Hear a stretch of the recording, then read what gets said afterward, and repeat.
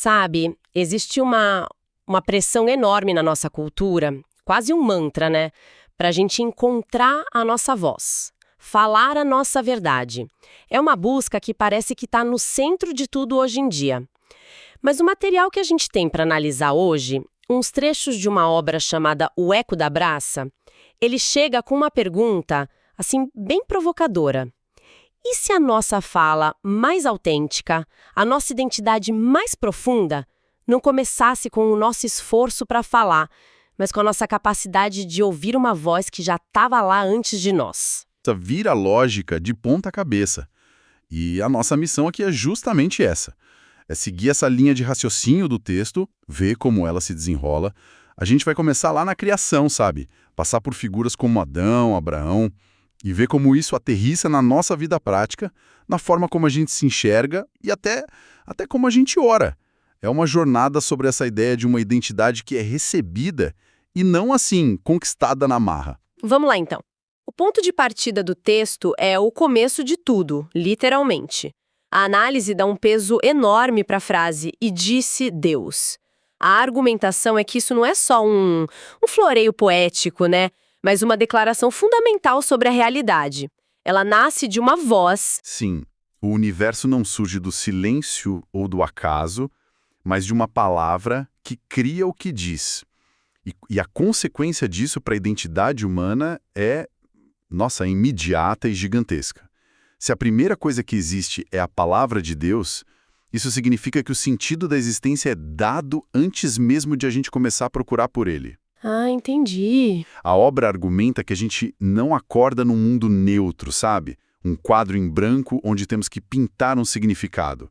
A gente acorda num universo que já foi interpretado, que já foi nomeado por essa fala divina. Então, a nossa própria consciência, a nossa busca por sentido, já acontece dentro de um palco que foi montado e nomeado por outra pessoa.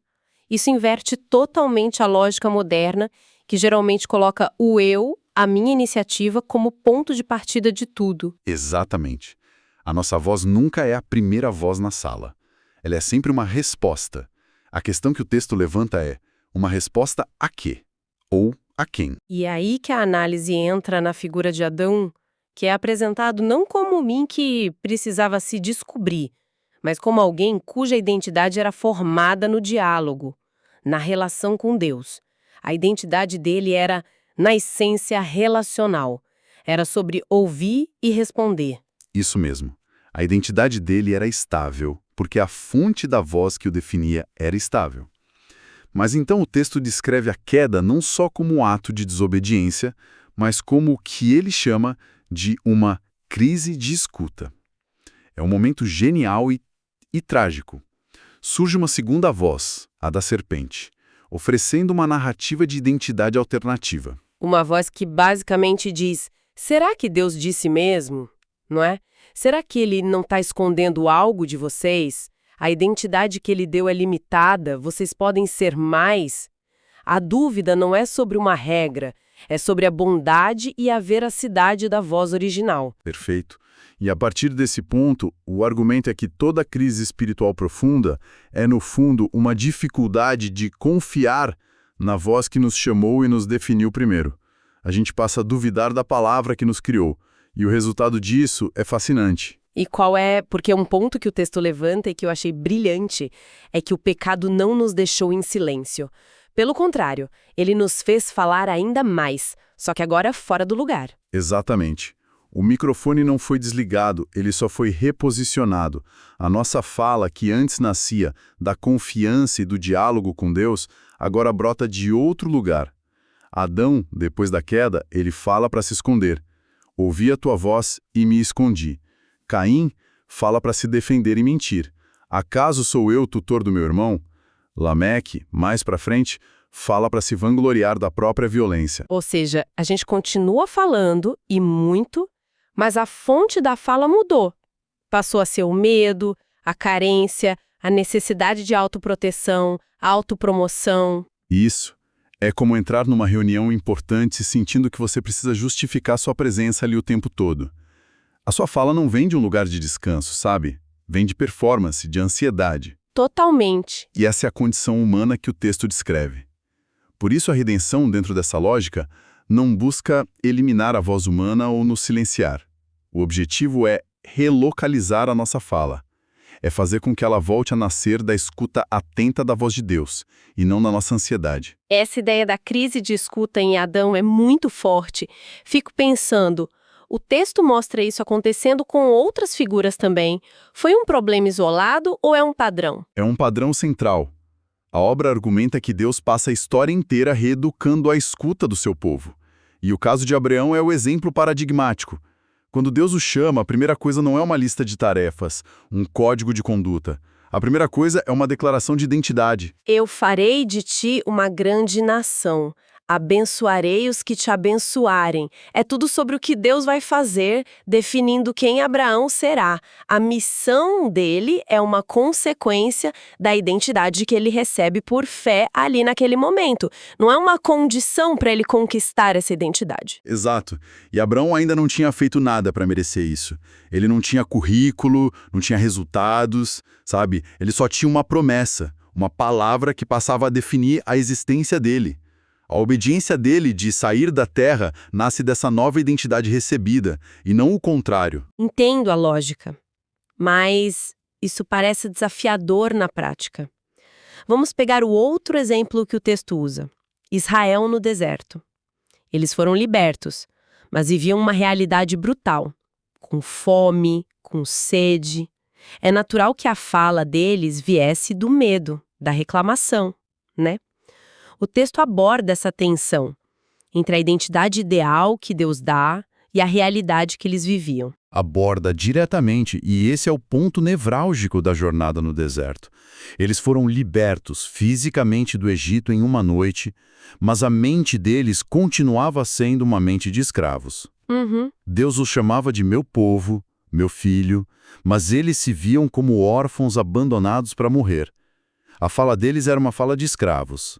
Murmuração, medo, saudade da segurança da escravidão. É uma dissonância brutal. Total. E é por isso que o mandamento central para eles se torna o Shema, que literalmente significa ouve, ó Israel. A primeira e mais importante ordem não era faça, era escute. Antes de agir corretamente, de obedecer às leis, eles precisavam reaprender a ouvir e a confiar na palavra que definia quem eles eram, apesar da areia, da fome e dos inimigos. Sem essa escuta, a obediência se tornaria só legalismo, uma tentativa de barganhar com Deus ou uma resposta ao medo. Exato. Era preciso aprender a viver de toda a palavra que procede da boca de Deus e não só do pão físico. E o texto sugere que essa mesma dissonância acontece hoje. Pessoas que, em tese, são livres em Cristo, mas se sentem e falam como prisioneiras da insegurança, que são chamadas de filhas, mas vivem com uma mentalidade de órfãs. A maturidade espiritual, portanto, passaria inevitavelmente por essa reeducação da escuta. E essa linha de raciocínio, imagino, culmina em Jesus. Ele é apresentado como o modelo perfeito dessa integração entre identidade, escuta e fala. Exatamente. A afirmação constante dele é: eu não falo por mim mesmo, mas falo o que ouço do Pai. O texto não trata isso como uma frase mística ou de efeito, sabe? Mas como uma descrição literal de uma vida perfeitamente alinhada. A identidade dele como filho amado, declarada no batismo, precede e fundamenta todas as suas ações. Isso me faz pensar nas tentações no deserto. O tentador não pede para Jesus fazer algo obviamente mal. Ele desafia a agir a partir da própria iniciativa, desconectado da escuta do Pai. Se és filho de Deus, transforma estas pedras em pães. É um convite para ele usar sua identidade para resolver sua própria necessidade, para falar fora do lugar. Perfeito. E a resposta de Jesus é sempre a partir da palavra escrita, não como uma técnica de debate, mas como uma expressão da sua submissão total à voz que o define. O poder de Jesus, segundo o argumento, não está numa capacidade de declarar para acontecer, mas na sua comunhão perfeitamente alinhada com o Pai. A fala dele tem poder porque ecoa perfeitamente a fala do Pai. Ok, essa distinção é muito clara.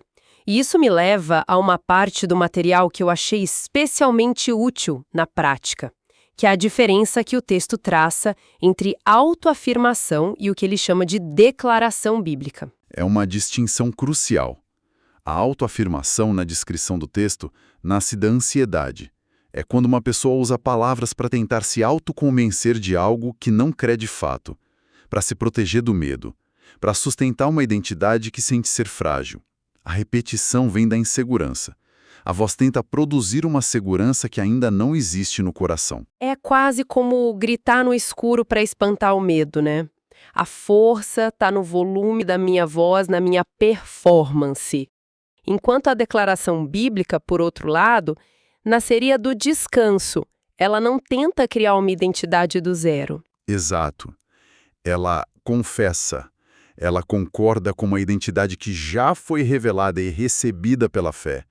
É como se a pessoa estivesse dizendo amém, porque Deus já disse. A autoridade não está na intensidade da nossa emoção, mas na origem da palavra que estamos ecoando. Então, a mesmíssima frase, eu sou filha de Deus, pode ser dita de dois lugares completamente diferentes. Pode ser um grito de autoafirmação, de alguém tentando desesperadamente se convencer disso, ou pode ser uma declaração tranquila de alguém que está simplesmente concordando com a realidade estabelecida por Deus. Perfeito. O conteúdo é idêntico, mas a fonte, o lugar de onde se fala, muda tudo. Um nasce da tentativa de construir, o outro nasce do descanso de ter recebido. Um é performance e o outro é confissão. Certo.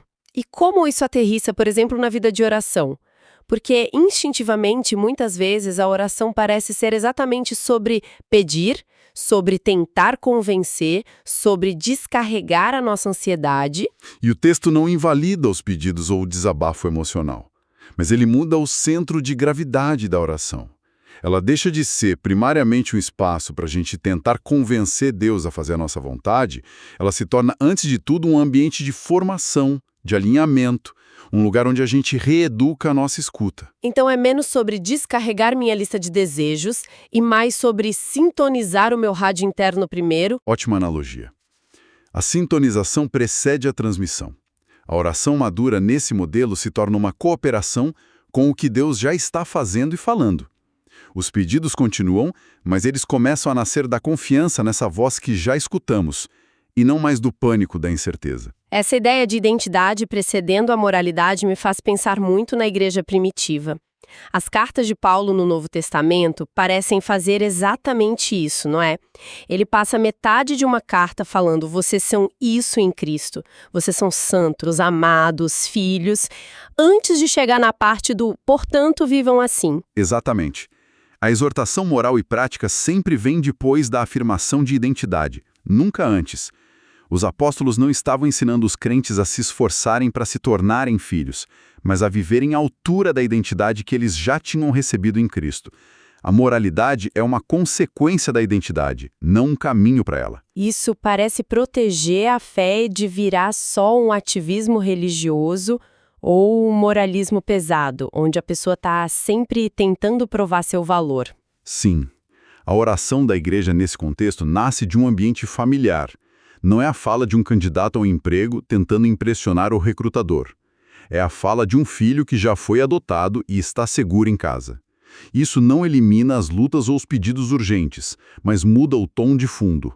A fala pode ser ousada, mas é sempre submissa. Pode ser sofrida, mas ainda assim confiante. Então, para a gente amarrar essa jornada que o texto propõe, a gente partiu da ideia de que a realidade começa com uma voz divina, não com silêncio. Vimos que a identidade humana nesse modelo não é algo que a gente constrói do zero, mas um presente a ser recebido pela escuta, e exploramos como essa perspectiva muda tudo, desde a forma como lemos as histórias bíblicas até a maneira como oramos. E a grande conclusão da obra é que o objetivo final da jornada espiritual não é simplesmente que o ser humano fale muito ou fale com poder como um fim em si mesmo. O objetivo é que ele aprenda a falar junto com Deus. E o ápice disso é aquela imagem poderosa no final do livro de Apocalipse, onde o Espírito e a noiva dizem, vem. Não são mais duas vozes, uma tentando convencer a outra. Não há mais dissonância. É uma só voz, unificada. Uma fala que nasce de uma identidade finalmente segura e de uma escuta que se tornou madura. A resposta humana se alinhou perfeitamente com a palavra original de Deus. A criação e o Criador falam em uníssono. É o fim da crise de escuta. É uma imagem realmente poderosa. No fim das contas, a reflexão que fica para mim é a seguinte: se o nosso maior trabalho não é construir uma identidade do zero, mas aprender a sintonizar e escutar a voz que nos define, a gente tem que se perguntar quais são as vozes concorrentes que ficam gritando no nosso ouvido todo dia. A voz da performance, do medo, da comparação. E o que aconteceria se a gente praticasse o silêncio? Não para simplesmente se calar, mas para de fato reaprender de onde a nossa fala verdadeiramente brota.